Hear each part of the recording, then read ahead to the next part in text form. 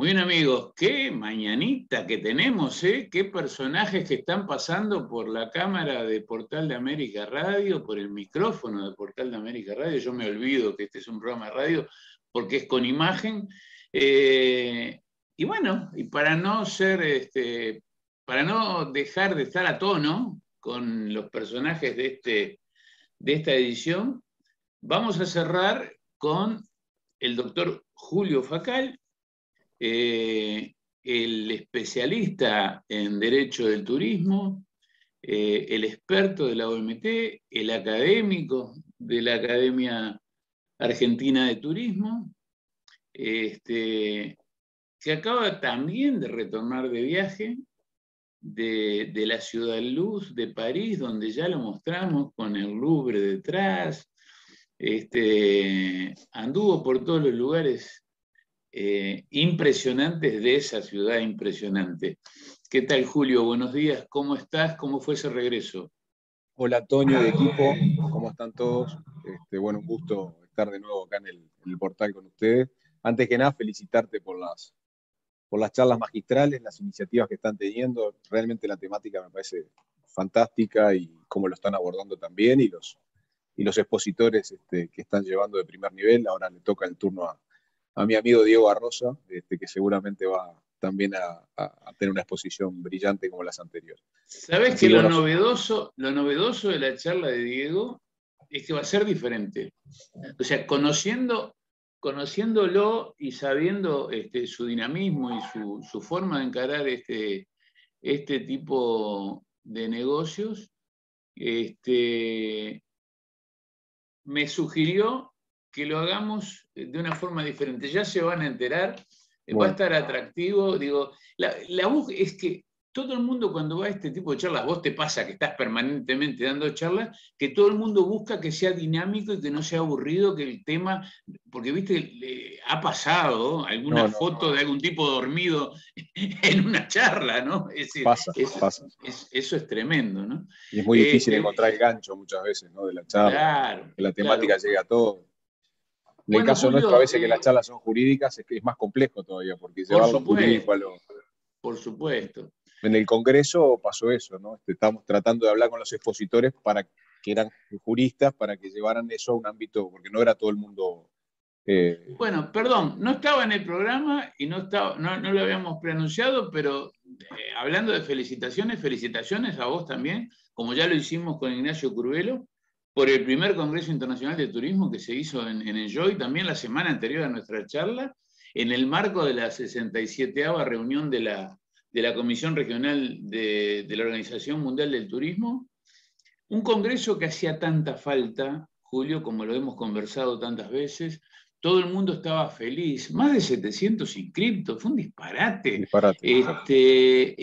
Pero aparte con las personalidades que conseguiste, y digo que conseguiste con el respaldo del ministerio y todo macanó, pero digo, todas esas figuras que vinieron de Europa fueron gracias a tus contactos, y realmente fue muy disfrutable a nosotros que nos tocó participar en la misa y en la procesión, que estuvimos en la cobertura y estuvimos arriba del escenario. Realmente fue muy disfrutable, así que felicitaciones. Sí, gracias, Antonio. No, ahí fue un desafío también el cómo armar los paneles, cuáles eran los temas que interesaban. Tratamos de ensamblar temas que nos parecían interesantes para el turismo en el Uruguay, temas que están en pro de una legislación futura, en los cuales el ministerio está trabajando, pero también los temas que interesan a los operadores. Por eso incluimos algunos módulos que tienen que ver con la gestión de destinos, con turismo y territorio, y trajimos especialistas del exterior que nos cuenten un poco a ver qué es lo que está pasando en el exterior. Y, por ejemplo, en un tema complejo como el de la regulación de las plataformas y la vivienda uso turístico, y bueno, nos da la idea de que es un tema complejo, que si bien hay que avanzar en una regulación, el camino no es fácil, porque mismo los jueces y la jurisprudencia van lidiando entre eso que es el derecho de propiedad, el uso de la vivienda, la fiscalización, la inspección, que no son cosas fáciles, y eso nos daban los colegas de España y de Portugal, nos traían esas experiencias novedosas. Pero yo creo que fue un apoyo enorme, había mucha necesidad de poner esos temas arriba de la mesa, y bueno, nos encantó también hacerlo en el marco de la Asamblea regional del OMT, porque creo que esto marca un inicio, seguramente en las asambleas siguientes del OMT regionales, y quizás se siga con esto del Congreso de Turismo en los Claro. marcos de los días previos. Entonces fue Ahora, un lindo nosotros no tendríamos que dejar de hacerlo, ¿eh? El segundo Congreso Internacional, más allá de que no tengamos la reunión de la OMT, habría que hacerlo igual el año que viene, ¿no? Sí, fue un esfuerzo muy grande para el Ministerio, ¿no? Sinceramente, el Ministerio de Turismo, desde Tabaré, todo el equipo, Remo, Roque, abrazaron la idea, invirtieron en eso. Creo que ahí va a haber un retorno importante. Así que bueno, gracias y fue un Bueno, desafío que salió bien. arriba. ¿Y cómo salió el desafío de ir a representar a la Asociación de Hoteles y Restaurantes del Uruguay, de ARU, a un escenario que me imagino que no debe haber sido nada fácil? Reform B&B, o sea, ir a plantarse con el tema de las plataformas de vivienda turística en este momento tan especial, ¿no? Bueno, eso fue también otro gran desafío y nos trajimos una experiencia buena en todos los sentidos. Por un lado, ARU está siendo un activo propulsor de esta temática, no solo en Uruguay, sino que está integrando las asociaciones a nivel internacional, lo cual es buenísimo para una asociación de hoteles de un país tan pequeño como el nuestro, de estar con las asociaciones hoteleras de gran nivel en todo el mundo. Acá estaba presente Nueva York, estaba presente Japón, estaba presente Nepal, estaba presente Francia, España, bueno, todos los países donde tienen una comunidad hotelera muy grande y donde esto de las plataformas es una problemática realmente compleja que ha contribuido, la plataforma hoy en sí va acompañada de la otra problemática que es la regulación de la vivienda informal, pero esto ha contribuido a una baja sustancial de la mano de obra en el sector hotelero, a una suba importante de las propiedades en las grandes capitales para poder vivir, para que la gente pueda acceder a una vivienda,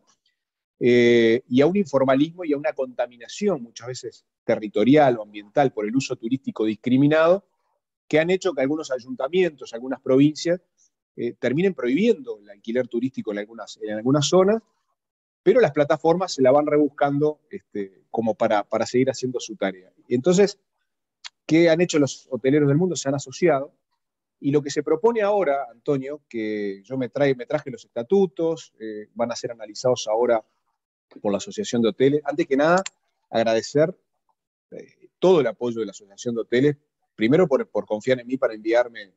Yo fui como expositor en este congreso a dar una visión de la visión uruguaya, lo que está pasando en Uruguay. Yo dejé claro que en los países sudamericanos hay un escalón atrás, porque lo que está pasando en Europa es que la vivienda turística ya está regulada. Entonces es mucho más fácil hacer traer al intermediario a la plataforma e inscribirse. En Uruguay estamos un escalón atrás como en los países de Sudamérica, porque el concepto de vivienda turística todavía no se maneja. Entonces no hay una regulación del quien alquila su vivienda con servicios todos los días en forma habitual. Sí, esto pasa en España y en Francia. Entonces es mucho más fácil regular el intermediario. Entonces, esa visión, yo creo que ayudó muchísimo al Congreso a entender de que hay dos luchas, ¿no? Una por los países que aún no han logrado ese primer escalón y otra por los países que han logrado ese primer escalón. Entonces, lo que se están proponiendo ahora es armar una especie de confederación internacional hotelera, donde ARU sería uno de los socios protagonistas, van a tener un fee anual que cada uno va a pagar, una especie de FEDESUD con las cámaras de turismo de Sudamérica, pero a nivel mundial. Sí. Y ARU sería un gran protagonista y socio de esa asociación. Y bueno, esto fue aprobado casi por unanimidad, y bueno, y lo que resta ahora es encauzar los estatutos de ARU. Pero en esas 2 o 3 jornadas que estuvieron súper intensas, con un cóctel previo, con unos franceses hoteleros que apostaron, invirtieron en un evento realmente de primer nivel, con una cena temática en un Petit Palais, en un palacio, el domingo a la noche, donde estuvieron presentes, entre otros, Booking y el CEO de Booking para toda Latinoamérica, que tuvimos la fortuna de que estuviera cenando pegado a nosotros, o sea, en la misma mesa con nosotros. Hablaba muy bien español, yo tengo la suerte de hablar francés, y entonces él era francés y hablaba francés con él, pero le pude plantear la inquietud de por qué Booking, por ejemplo, no viene a Uruguay a inscribirse, o Argentina. Había unos argentinos también de la asociación de FEGRA en la mesa con nosotros. Y bueno, y él se mostró muy proactivo, nos dio la tarjeta, tenemos el contacto, pienso avanzar en eso con Aru y a ver si podemos avanzar con el ministerio, invitar a Booking a que venga. Hoy Booking, si bien ayuda mucho a los hoteleros a nivel internacional, también es un flagelo en cuanto a las comisiones que cobran, en cuanto a la relación que tiene con el usuario de espaldas muchas veces a los hoteleros, y esto quedó evidenciado en la pandemia. Booking toma decisiones respecto a los usuarios que no son avaladas por los hoteleros, hubo un desfasaje importante. Y él no conocía esa realidad, sinceramente. Él se comprometió en contactar al encargado regional para Latinoamérica. Me dio la impresión también que el gran mercado para ellos no es el mercado latinoamericano, sino el mercado Ni hablar, ni hablar. Él como que somos la parte más chiquita de la torta. Exactamente, ¿no? Pero entendió que así como han hecho otras plataformas como Despegar, que se han inscrito como agencias de viaje, quizás fuera beneficioso para Booking avanzar en ese sentido, cumplir con las normas legales y de esa forma dar la cara, ¿no? Y sería una cosa importante para los hoteles. Bueno, conclusiones, y bueno, nos trajimos esa riquísima experiencia de estos 2 o 3 jornadas. O sea que agradecer a Aru por la confianza, pero también al Ministerio de Turismo que ayudó a costear parte de nuestra estadía en una semana muy costosa en París, porque era la semana de la final de la Champions y de la Roland Garros. Era una semana donde afortunadamente Reform B&B consiguió tarifas especiales para los hoteles nuestros de 100 euros por noche, pero por ejemplo, en 3 estrellas, pero no conseguías una sola cama en todo París por menos de 350 euros la noche. Los pasajes, como sabrás, están muy caros. Claro. Entonces también pudimos conseguir en eso algún precio, pero el ministerio realmente, un apoyo sensacional que tuvimos de ese lado para poder estar presente y además traernos el cómo se hace en otras partes del mundo, ya que estamos avanzando en el Observatorio Legal junto con ARU y el Ministerio en la posibilidad de la regulación de la vivienda turística. Entonces, bueno, lamentablemente el director de turismo, Ignacio Curvelo, no nos pudo acompañar porque dio positivo antes de subir al avión. Se recuperó rapidísimo y por suerte pudo llegar a la charla nuestra. Se ve que las 4 dosis mías fueron efectivas porque estuve cara a cara con él en todo el Congreso. Él a la Sorbona, de todas maneras, no iba a ir como expositor, sino como dando una visión institucional. Él iba a ir como representante del Ministerio de Turismo a pasar un video de Uruguay, a saludar a la Sorbona. Claro. Pero fue una lástima porque era un video muy lindo que él tenía preparado y bueno, lamentablemente no pudo estar presente. Así que bueno, esos fueron los 2 o 3 primeros días y ya el segundo y tercer día me preparé para la otra charla que fue visitar la Sorbona de París, Panteón 1. A ver, situémonos. Tú, con respecto a la Sorbona, ¿cuál es el relacionamiento? El rol. Bueno, nosotros hace muchos años que venimos participando en un foro internacional de abogados especialistas en turismo. Tuve la oportunidad allí de conocer a la profesora Laurence Gousseau, que es maître de conférence, es profesora a cargo de la maestría en Derecho del Turismo de la Sorbona París 1 Panteón, que es como la universidad más importante, o por lo menos el recinto más importante de lo que es la Sorbona clásica que todos conocemos, que está frente al Panteón. Claro. Esa maestría está destinada a abogados que se reciben y otros profesionales que también se reciben de otras carreras que quieran hacer una especialización en Derecho del Turismo, y ella conduce esa maestría dentro del programa de posgrados de la Sorbona. Cuando nos conocimos empezamos, y ella sabía que yo tenía aquí la materia curricular de Derecho del Turismo en la UDELAR, empezamos a caminar en ese sentido. La UDELAR hoy tiene un convenio firmado con Panteón 3, con la Sorbona 3, no con Panteón 1, pero logramos traer para acá un convenio que en este momento está a estudio de la Universidad de la República y que además fue suscrito por la Universidad de Montevideo con la Sorbona de París.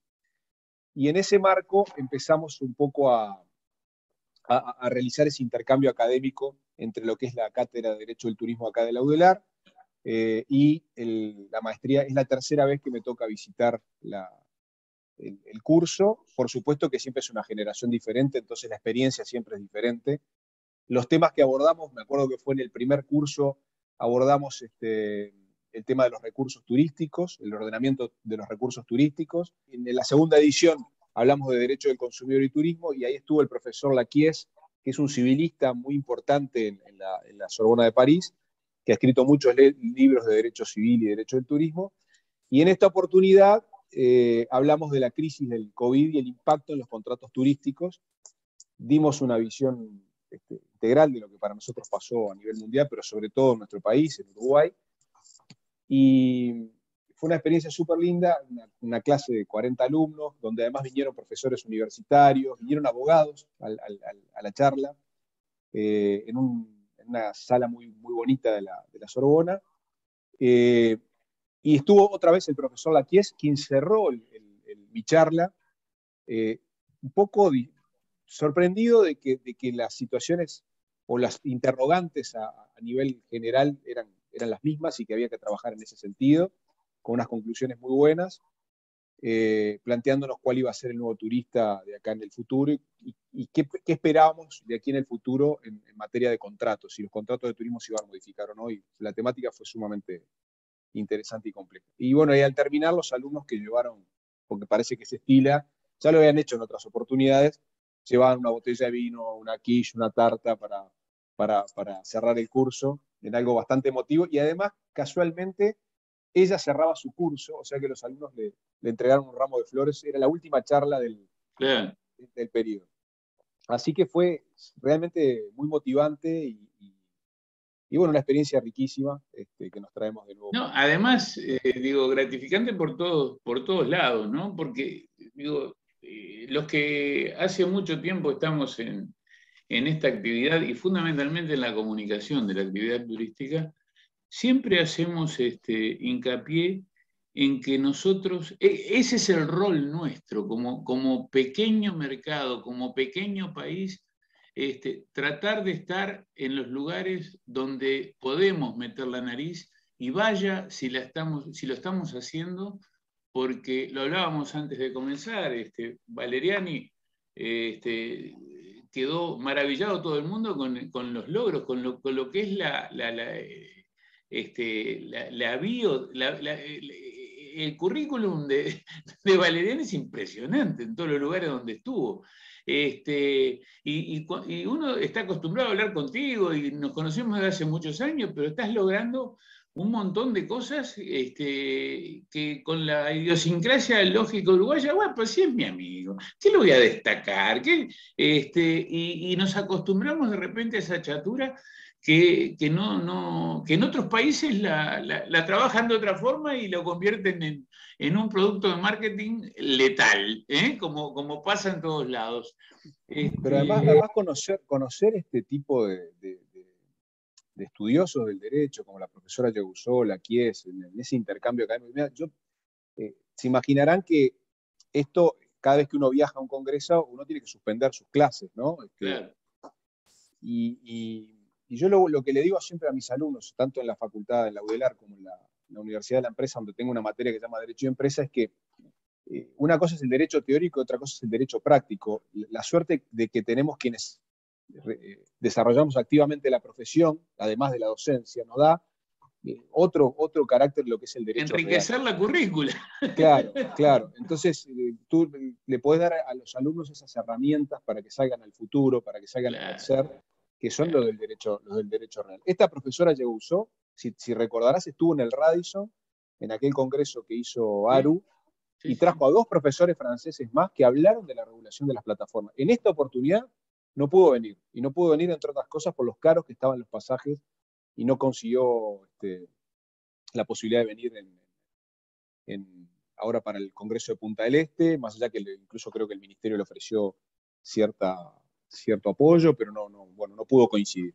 Entonces, casualmente, estábamos por Reform Airbnb y pudimos ir nosotros. Así que, sensacional, la verdad. Bueno, Julio, llegamos al tercer tema que queríamos conversar contigo, y tiene relación directa con algo que también comenzó generándose en esta segunda charla con la participación de Fernando Tapia en el panel, quien con mucho humor puso el tema sobre la mesa, diciendo voy a discutir con Antonio porque siempre está reclamando por el rigor científico de las estadísticas. Entonces él poniéndose humorísticamente en la posición de son datos oficiales, son los que hay, yo los manejo, hay tantos empleos, hay tantos ingresos. El turismo, y ahí me vas a criticar, Antonio, pero hay cifras oficiales publicadas por organismos oficiales en varios años, que dicen que había más de 120.000 personas trabajando en turismo en 2017, 120.000 empleos. Esto pasa cuando nos damos el tiempo de juntarnos. Fernando, como al pasar, dijo, me va a criticar Antonio, y muchos de pronto no lo saben o no lo entienden, cuando habló de los 120.000 empleos, que son cifras oficiales. Yo no quiero generar una polémica ahora, pero ya saben cómo es la cosa. Algún día vamos a llegar a la verdad. Anoche cenábamos con Fernando y con Pablo, y no crean que llegamos a ningún acuerdo, pero más o menos estábamos comentando algo, y lo que sí creo que llegué a transmitirles es que quizás en Uruguay indirectamente haya mucho más de 120.000 que viven del turismo o por el turismo o se benefician por nuestra actividad. El tema es que no tenemos el rigor científico para contarlos. Antonio, un detalle nada más. Quiero que quede registrado que Antonio Herrera acaba de decir que puede ser más de 120.000. Así que queda zanjado la discusión. Entonces, con ese ida y vuelta, en un momento dije que seguramente cuando tuviésemos la certeza de los datos estadísticos, cuando hubiese el rigor científico necesario, quizás nos sorprenderíamos entendiendo que hay hasta más empleos directos e indirectos de los que yo estoy diciendo que no son reales en este momento, cuando hablamos de 110 o 120.000. Entonces dijo, bueno, que quede registrado en este evento que Antonio dijo que pueden ser más de 120.000.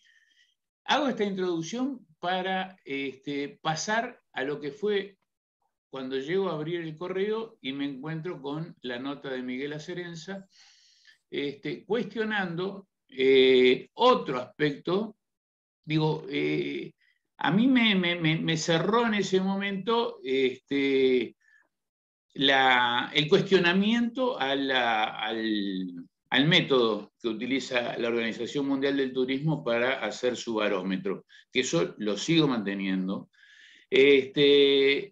Pero claro, Miguel tiene su posición formada, tiene muy claro qué es lo que dice desde hace mucho tiempo, y conversando contigo en la preparación de esta charla, estuvimos compartiendo algunos comentarios sobre esa nota que fue muy, muy comentada. He recibido muchas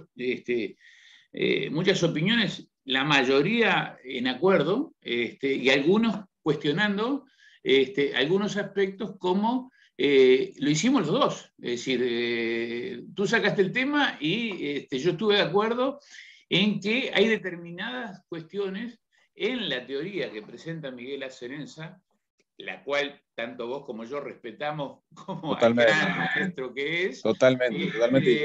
Lo cito siempre. Pero que hay que ir empezando a revisar. Así que adelante. No, Antonio, primero, Miguel realmente para mí es y ha sido un referente, incluso yo lo cito en mis clases de facultad permanentemente. Ha sido un precursor de la legislación turística de Uruguay a nivel mundial. Yo lo que creo, con todo respeto, yo entiendo lo que dice Miguel, es que el turismo forma parte, para mí, dentro de las actividades que podemos llamar empresariales o comerciales. Es decir, no solo porque es una actividad que todas las leyes de turismo hablan de que son los privados quienes desarrollan el turismo, porque lo que hace el Estado es subsidiario o residual, es cuando los privados no puedan, no quieran desarrollarlo. Ese es el turismo social, ¿no? Es un principio de subsidiariedad que tienen las legislaciones y las constituciones. No se trata de que el Estado juegue al empresario, es una actividad privada, empresarial. Y si entendemos al turismo como una actividad empresarial, hoy la empresa es el nervio motor de la economía.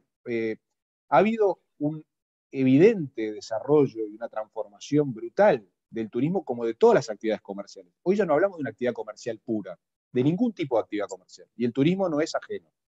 El turismo ha pasado de ser un turismo artesanal, un turismo de los guías, los posaderos, las agencias de viaje cuando se iniciaban. Sí, la hostería. De combinación de capital y trabajo. Hoy hablamos del turismo de las empresas. El nervio motor de la economía son las empresas. Entonces, lo primero que nos tenemos que preguntar es, y yo con esto voy a ir de la mano, cómo también se ha transformado el concepto de turismo, ¿no? Es decir, el concepto que maneja hoy la OMT habla de goce del tiempo libre, negocios y otros, ¿no? y otros derivados, otros servicios. Quiere decir que no abarca solo el goce del tiempo libre. Sí. O estrictamente el ocio, ¿no?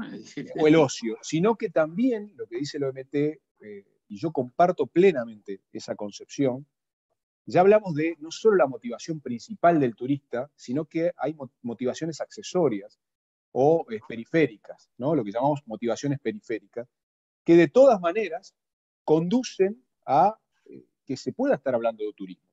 Y yo te ponía como ejemplo el otro día, yo he hecho he hecho viajes de negocios por mi estudio y he hecho viajes de congresos, donde el motivo principal, hoy se habla de turismo de congresos que antes no se hablaba, ¿no? Sí, el turismo más. Pero he conocido culturas, me he sociabilizado con gente de otro país, he comido o he hecho un intercambio gastronómico, o mismo comprado un souvenir cuando he tenido poco tiempo en un aeropuerto, que eso ya habla del intercambio de cultura. Has alquilado un auto. He alquilado, que jamás lo hubiera hecho si mi motivo principal hubiera sido el ocio. Entonces, hoy de verdad, lo otro que nos tenemos que preguntar es de qué sirve estar hablando de esto, ¿no? Es decir, ¿cuál es la motivación de bueno, si es turista o es viajero? Yo creo que lo que más importa acá, sinceramente, hoy es el traslado de las personas. Y justamente por esto que yo estoy hablando, de lo que es la motivación principal o la motivación periférica, y teniendo presente más que nada que hoy es una actividad transformadora a nivel socioeconómica, y que hoy lo que más interesa en ese traslado de personas es justamente el desarrollo económico o potencialmente económico que esta actividad trae para las actividades principales y todas las actividades subsidiarias o periféricas que se mueven en torno a la actividad turística. Entonces, primero, en las estadísticas es muy difícil preguntarle a cada turista cada vez que baja del avión para qué viaja, más allá que puede llenar una estadística o que puede poner. Pero yo creo que está bien la OMT cuando prioriza el traslado de las personas antes que la motivación principal. Y yo creo que tenemos que empezar a dejar de lado esto porque hay un ayornamiento notorio, una transformación que la actividad turística tiene como actividad empresarial. Hoy lo que mueve a la economía son las empresas. Entonces ya no importa tanto la motivación. Y una cosa más que te... No, dime tú que no, digo, a lo que voy justamente con este redondeo que estás haciendo de nuestro intercambio previo a esta charla, estamos llegando a la conclusión de que, como en todo, hay matices, y podríamos poner como mojones la teoría de Acerenza y la realidad de la OMT. Creo que nos tenemos que situar en el medio, o nos tendríamos que situar en el medio, porque la medición de quién es turista no pasa únicamente por el ocio, pero tampoco la medición puede llegar a la exageración del barómetro de la OMT, que suma todos los informes de todos los ministerios de turismo y resulta que cuando Julio Facal va a Europa y visita 5 países, en los registros son 5 personas y no una, ¿no? Entonces, yo en todo caso separaría lo que son las mediciones, las estadísticas de lo que es el nuevo concepto de turista, que yo creo que ahí es donde... Bueno, son dos temas completamente diferentes, claro. Pero yo creo que acá, por eso digo, Miguel, con mucho respeto lo digo, y la verdad que me parece bárbaro lo que él dice, yo le doy la razón en cuanto a las estadísticas, pero yo discrepo, incluso la doctrina que él cita, es de 1975 a 1995. Indudablemente en estos últimos 20 años el concepto de turismo ha tenido una transformación, pero brutal. Hoy yo hablo del traslado y no tanto del motivo, de la motivación principal. Y hoy podemos hablar de turismo de negocios. Mirá, en derecho civil se habla del derecho del consumidor. ¿Quién es consumidor? Consumidor es el que consume para sí y no aquel que consume para insertar ese consumo en un proceso de transformación o comercialización. Quiere decir que la empresa, para la Ley de Defensa del Consumidor, nunca va a ser consumidora. Más allá que hay alguna teoría que dice que las pequeñas empresas podrían ser consumidores. Quiere decir que a la empresa se le aplica el derecho civil, pero la ley de consumo se le aplica a aquel que consume para sí, la luz de mi casa, no la luz para mi empresa. Lo que nos planteamos en derecho del turismo es, el turista por negocios, entonces, es consumidor, y bueno, y en realidad se termina priorizando el traslado, justamente por esto que yo te estoy diciendo, que en algún momento ese turista de negocios, más allá que su motivo principal fue ir a hacer el negocio, termina realizando ese intercambio en esto que yo le llamo la motivación periférica o la motivación secundaria del turista, ¿no? Que no deja de por ello de ser turista. ¿Mm? No importa además, tanto hoy hablar de la motivación claro, principal. además dentro de esas categorizaciones tenemos realidades contundentes, ¿no?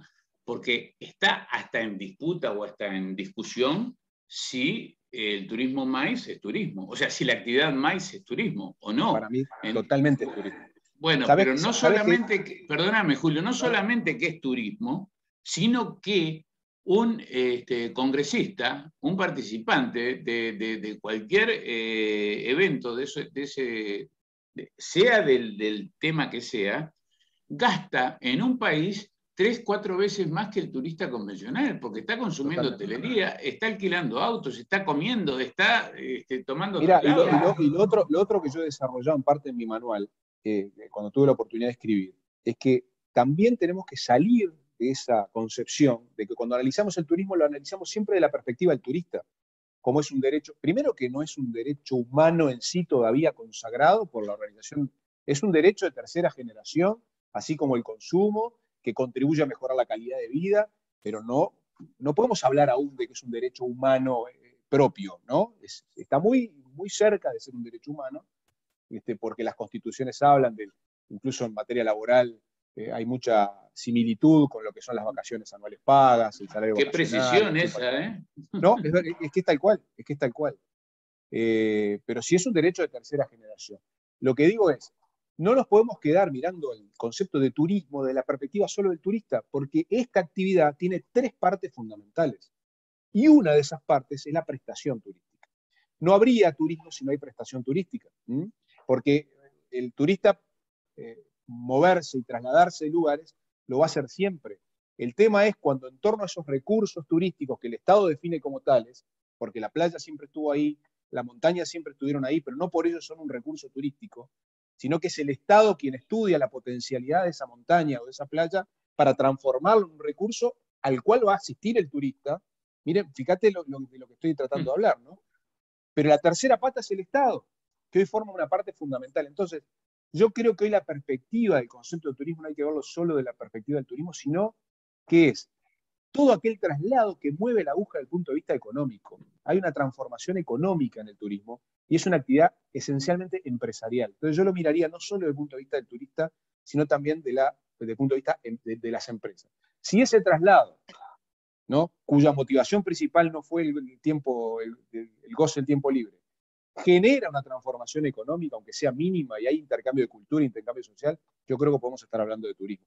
Es un tema complejo, pero lo dejo planteado con todo el respeto del mundo y la verdad que le mando un saludo a Miguel porque es muy bueno todo lo que escribe y el material que manda y para mí es de consulta permanente, pero bueno.